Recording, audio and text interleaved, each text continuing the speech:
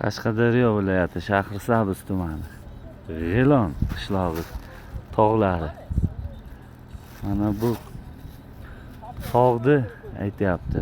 Biz oldin Hazrat Sulton 4643 metr O'zbekistonning eng baland tog'i deb o'ylardik, lekin mana shu qora tog' deyapti.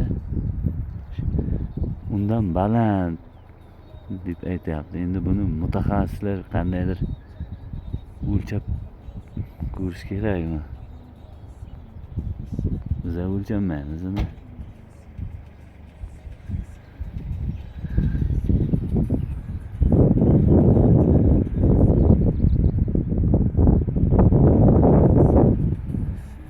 Kelib tomosha qilishni tavsiya qilamiz.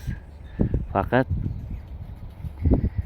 Nexia 3 Cobalt Gentra deb maqtanmanglar-da hech kim shuni. Mana bu Lada Neva deb maqtansalaring mayli. Shaqacha chiqib kelasiz, lekin bu tomoniga bu ham chiqolmaydi.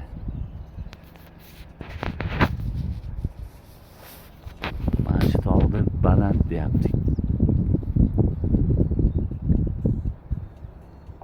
Mutaxassislardan javob kutamiz agar qo'ldan kelsa, agar geograflardan izlanishda davom etish kerak, to'xtab qolmay.